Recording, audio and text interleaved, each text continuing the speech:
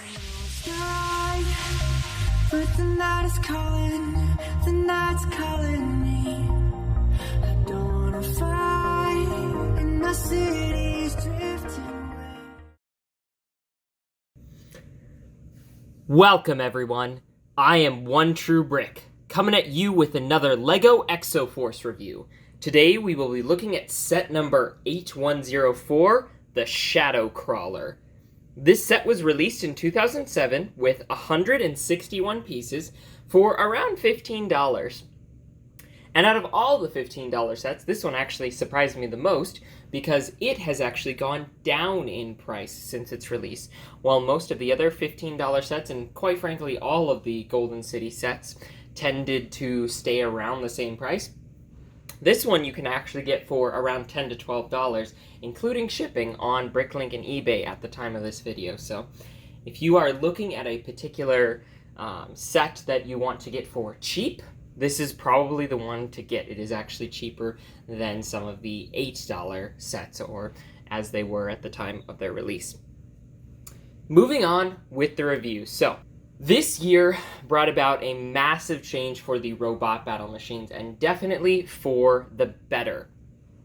The previous year, the Thunder Fury and Fire Vulture were rather plain builds and pretty fragile in comparison to the human battle machines, and so they didn't really bring a whole lot to the table. They weren't bad by any means, but they did have a rather boring design. Conversely, as I've mentioned in some of my other reviews, this year brought about a totally new design for the robot battle machines, and the human battle machines actually kind of took the back burner and ended up with some of the more basic designs. So this particular set obviously takes a lot of inspiration from the Striking Venom of last year.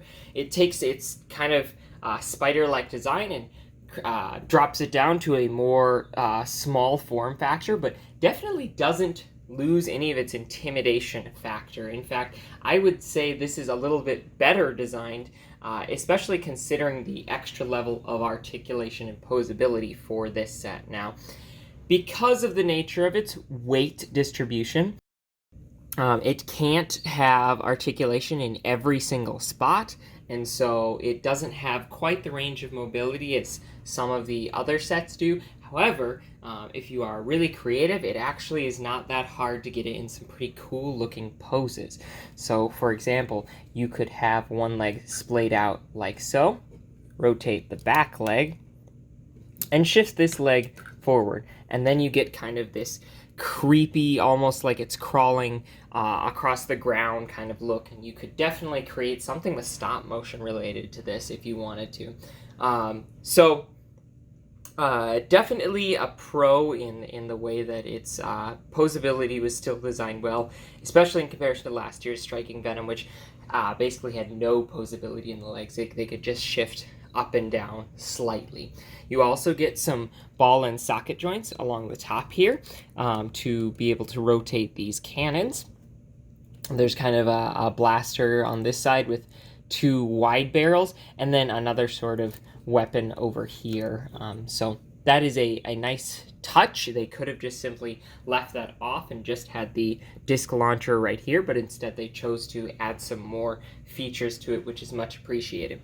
Going along with a lot of the past Exo-Force models, they include a Bionicle recolor. However, this one's a little bit easier to miss. On the underside here, this front pincer is made out of a Pohatu Bionicle weapon that has been recolored to lime green, which is much appreciated. It allows for lots of mocking potential. And this overall look of having black and lime green, the neon appearance, along with some stickers that include this mechanical wiring sort of look, definitely is a good fit for the robots of this year. The shift from dark colors paired with black to bright colors paired with black give it a little bit more of a sci-fi cyberpunk appearance, which is very cool and very well done. Oddly enough, and perhaps it's not so strange, this set included a green, see right here, Devastator, whereas the Iron Condor and Claw Crusher just simply had plain ones. They chose to have this one be green. Obviously, they had green from the Sonic Phantom of the previous year and were able to add it in here. But it just seems a little bit odd to me that two of the sets included just plain Devastators, whereas this one included the green one. On top of that, this one feels particularly weird because supposedly, according to the past year's storyline, the green Devastators were part of the Special Ops division, and this battle machine, as cool and interesting as I have shown it to be, it doesn't really feel like it needs a Special Ops Devastator to pilot it. A simple one could probably have been just as fine, but maybe the set designers didn't communicate with the story writers and just chose to go with a minifigure that they had already created from the past year. They choose to use the assets that they have. In addition to that, on the back here, you can see there is a little pod up here that has a skeleton inside, which is supposed to be a substitute representation for an Exo-Force pilot. So in story, this battle machine was specifically designed to sneak in, and you can kind of tell with its spider-like appearance and its abilities, it could crawl along up and down walls, it could crawl along a ceiling, and it was specifically designed to sneak into the Golden City, capture pilots or information, and sneak back out. So that is a very interesting and rather creepy concept. And this pod was intentionally designed to carry an Exo-Force pilot in it. For whatever reason, the set designers chose to include just a plain, generic skeleton. They could have also potentially had a plain, generic technician from the Exo-Force team, but they decided to go with this. So if you wanted to and had one of the Exo-Force pilots from another set, you could open this up, take out the skeleton, and replace it with an actual pilot, as actually happens in story. Something that I want to note, despite its odd shape and the fact that it's a spider, and the fact that last year's Striking Venom was a rather fragile set in terms of design, this one is probably one of the strongest built ones. You will be hard-pressed to break off just about anything other than this disc launcher up top here, which is still relatively stable, and perhaps some of the weapons along here. But generally speaking, it has a lot of stability, and it's actually harder to knock off pieces because of the strong connection points. So that is much appreciated in the design as well, especially considering last year's models of similar, less bipedal design. So that is a good thing to note. Also, as I mentioned before, there is a disc launcher. If you are just dying to see it in action, please check out my Bridge Walker or Mobile Defense Tank reviews. It is not really anything special. I haven't even included the discs in there for this review. In general, I consider it to be a bit of a flop of a design. It actually doesn't fire particularly well. Discs have a high probability of popping out the top, and they don't go especially far, and I wish they would have created a better design for it, but nonetheless, it is appreciated that it doesn't steal its design of having the rocket arm from the Iron Condor or any of the other $15 sets, keeping with the continuity that each of these $15 sets include a different weapon, which is nice. So let's take a quick look at the minifigures included in this set. So we do have the Devastator that I mentioned prior in a silver with translucent green parts included, and it does have a red eyepiece as well. And it is pretty typical Devastator. The robots haven't changed really over time. They have the slight posability in the legs, posability in shoulders and hands, similar to a typical minifigure. However, they do not have any sort of head articulation, kind of keeping their eyes forward at all times, which is rather definitive for a robot who has to just kind of go into battle. So if you're looking for an explanation for why the particular piece isn't designed well, there you go.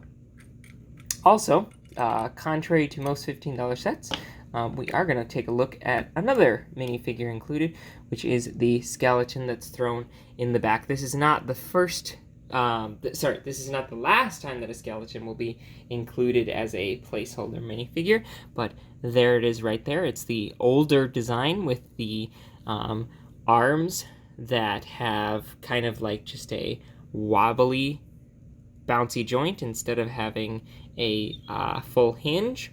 And it actually makes it all the more terrifying if you are walking the shadow crawler around. It just kind of bounces around limply as you would expect a skeleton to.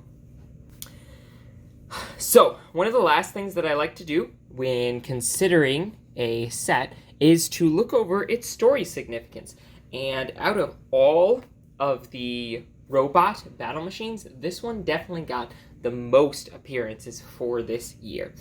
As I've mentioned before, it's similar to the Striking Venom. It is smaller and more refined, however, and I appreciate the way that it's been designed to still have this kind of creepy feel. The robots of last year had a very industrial look. Now they're taking inspiration from animals and just coming across as being a little bit more intimidating, especially picking inspiration that is going to scare pilots and potentially anyone in the Golden City that would see them. So it was specifically built to scale walls and crawl on ceilings, as I mentioned before. This allowed it to join in one of what I would consider one of the best Exo-Force stories ever, Book 4, Ghost of the Past, which at the end of this video, there should be a link on the left to that particular audiobook, which I have personally recorded. So please make sure to check that out. This is one of the best stories ever written, for the Exo-Force storyline at least. And it is written by Greg Farshtey, the person who wrote the Bionicle books. So keep that in mind if you have any interest in that. This particular story, if you are okay with spoilers, by the way, if you're not, you should probably end the video here. I am just about wrapped up. In this story, the shadow crawler went down underground into a tunnel that was within the Golden City and did battle with Hayato. However, their fight shortly ended when they were attacked by a strange creature that was bioengineered by the original inhabitants of the Golden City, which is honestly quite terrifying, and in a shocking turn of events, something that we had never seen before, the robot had to work together with Hayato in order to make it out. It, using its logical processing, it determined that the only way that it was going to survive was if it worked together with the human. But at the very end of the story, despite the fact that it could have fought the Aero Booster and Hayato, which were at the time very weak and low charged after having so much battle done, he could have taken the code brick from him, but instead chose not to and simply walked away, wanting to process its information. So this is a very interesting storyline, and definitely makes the Shadow Crawler and its pilot stand out. Perhaps the fact that it was a special ops robot meant that it had a little bit more free will and had the potential to develop a personality, oddly enough. So that wraps up that. I thank you all for watching my review. I hope that you will come back next week as I look at a very cool special edition set called The Golden Guardian. Once again, thank you. Please subscribe and like the video, and I will see you guys next week. Bye! Let me real quick show you its functionality. It's kind of the same thing as the Iron Thunder. You just press your finger backwards here, and when